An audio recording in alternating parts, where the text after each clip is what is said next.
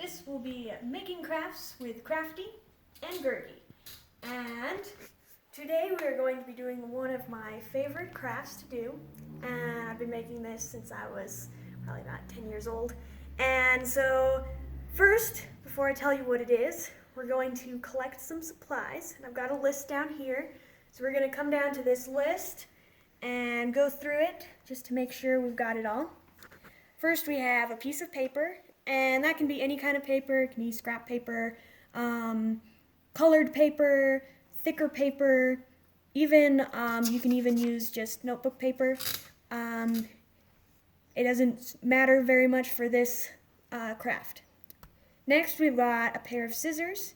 If you have multiple people doing this craft, you'll need a piece of paper for each one of them, and depending on whether you are selfish or not, the scissors aren't super important, so you probably only need one. You also need a stapler that you'll only need one of. Tape. My favorite kind of tape for this project is masking tape, but you can use any kind of tape. Today I'll be using just regular clear tape. And then we also have a pen or a marker, and one paper clip per person, and then 3 to 5 rubber bands. And then last, optionally, you can get something to color with. You don't have to color the craft, but I like to because it, helps your craft to stand out from everybody else's. So you can get crayons, colored pencils, markers, whatever you have around. Alright, so we'll pause here for a bit, and while you gather your supplies, and then we'll meet back here. Okay, so we've got all my supplies: paper, paper clips, stapler, tape, pen, scissors, rubber bands, and I grabbed some crayons. So, first thing we start with is our lovely piece of paper. I'm just using a scrap piece of paper. It's got writing on one side. That doesn't really matter. At the end, all of the writing will be on the inside of the folding, so you won't be able to see it. Alright, so first step, we're going to take our paper and we're going to fold it hot dog style in half.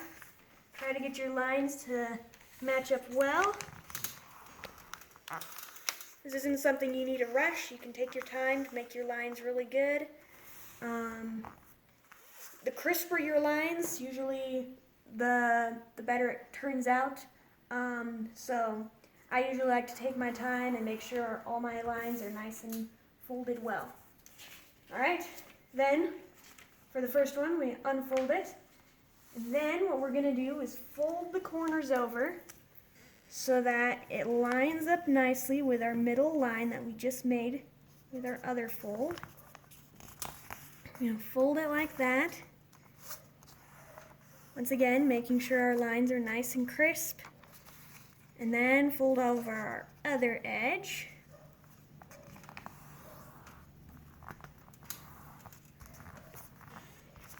Alright, so now our paper should look like a house. We've got our roof here, and then the rest of the house. Alright? Then, our next step, we're going to want this line. This is a little bit difficult. A little bit more difficult to do this fold, especially for younger kids. We want this line to match up with the middle. So we're going to fold that over till it lines up with our middle. All the way down. Once again, making sure the lines are nice and pressed. Then we're going to do the same with the other side. This line matched up with the middle. Okay. Here we go. There. And now we've got ourselves a nice teepee. Set it up in the woods and go camping. Whatever you want to do. We're not done yet. Alright. So next, this part, we're going to fold all of it to the inside. We don't want the folds on the outside. We want them all on the inside. And press it all down. So now that we have a pine tree, stick the fingers in at the bottom, and we've got a nice pine tree sitting up in the forest to camp next to. And now, got to this part. So now we want this edge, because we've got our fold, we want this edge to line up perfectly with this edge, as close as you can get it to that edge. So normally what I do is I start down at the tip and make a crease with my fingers and then slowly line it up the rest of the way and fold it. All right. Once you've got the first one, you flip it over. So we do the other side. So once again, this line, pull it up with that line. Start down towards the tip, and here we go. All right. So now you're looking at your project. Flip your wings up, and you're like, Crafty, we just made ourselves a normal old paper airplane. But we're not done yet. So right now we've got a fairly regular paper airplane. It's a pretty nice one. It flies pretty well by itself. But what we're going to be doing is like taking a regular car and turning it into a race car. We're going to take this regular old paper airplane and make it into a super flying paper airplane. So what we're first going to do is we're going to take our stapler and right about, I'd say about 2 inches in from the tip of your airplane, under its wings, you're going to place a nice staple. Just kind of hold your airplane together so it doesn't come undone, and it also becomes something super important later. Then we're going to fold our wings back down. We're going to take our scissors. And this is something you normally don't do with paper airplanes, but we're going to cut it off right where the V comes in and meets right in the middle. We're going to cut it off right about there. Just straight off. You can cut it at an angle if you want. Different angles gets you different outcomes of flight. Straight is usually, I found, is the best. It flies the straightest. But if you wanted to do more twirly flight, cutting the tip off at angles does different things. So now, if you want to pause the video and color your creation, you can do that. Also, you take your pen here and you can write a name on your airplane and then color. Usually I color the top, but you can also color the sides. So you can pause and then when you're done, turn it back on and I'll continue. Alright, so now I've got my colored airplane and I named it Crafty after myself. You can come up with any sort of name. I've made hundreds of these and every time I come up with something different. Had one called Pink Panther, one called R2-D2, one called Lightning. Doesn't really matter what you name it. Alright, so now the next step is a very crucial step. If you don't have this, it doesn't make your airplane any different from another airplane. So this is when our paperclip comes into play. So there's a certain way that you're going to unfold your paperclip from how it's all curled up in a nice little curl. Or maybe we can put it up against this, up against the paper so you can kind of see it better. So what you're going to do is you're going to take the outer curl and kind of curl it back a little bit. And then the inside curl, you're going to kind of pull it out all the way until it's flat. Then with the outer curl, you're going to continue its its turn so that it comes all the way back. So now you should have a hook on one side and a hook going the other direction.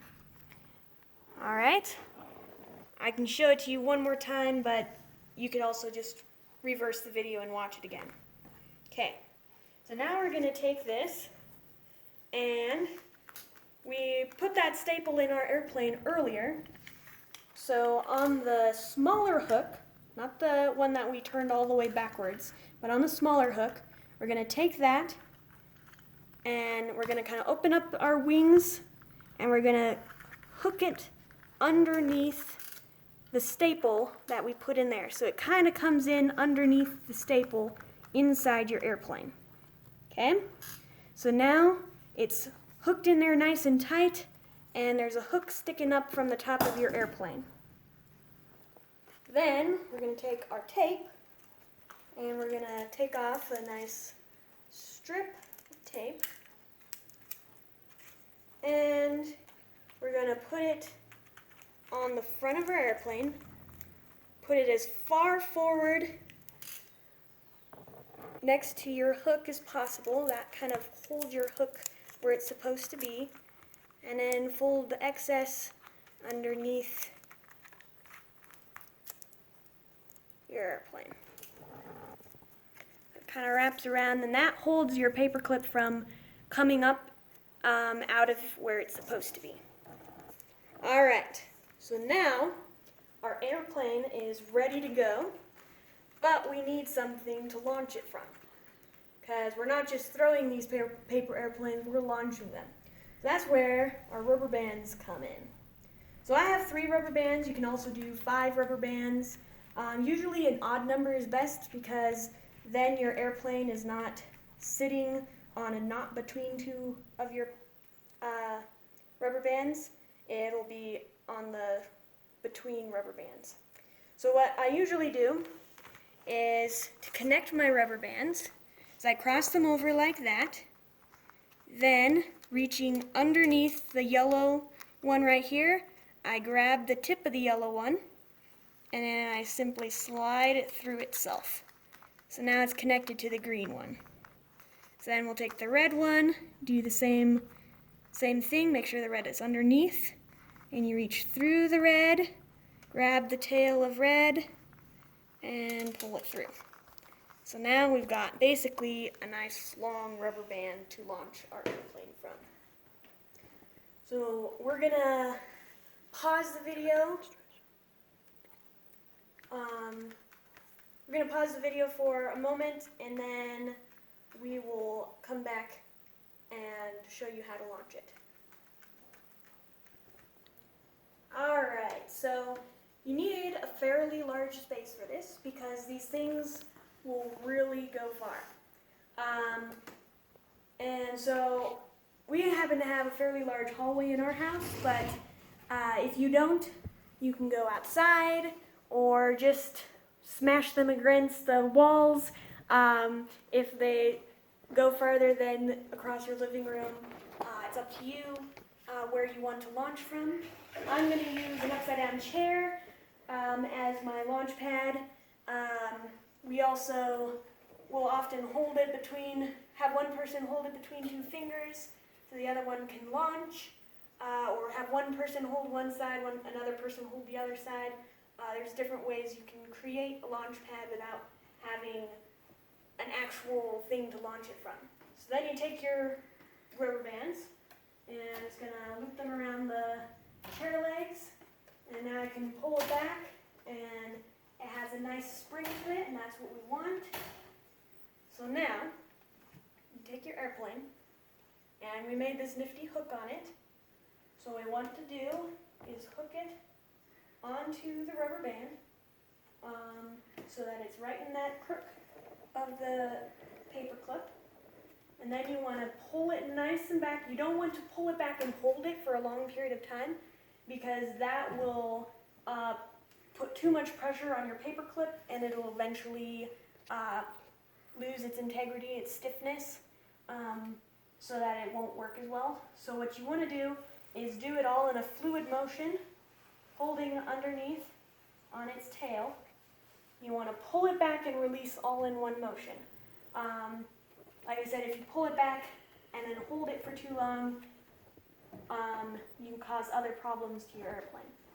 So we're going to pull back and release. And like I said, they do go farther than that, but we are in kind of a tight space today.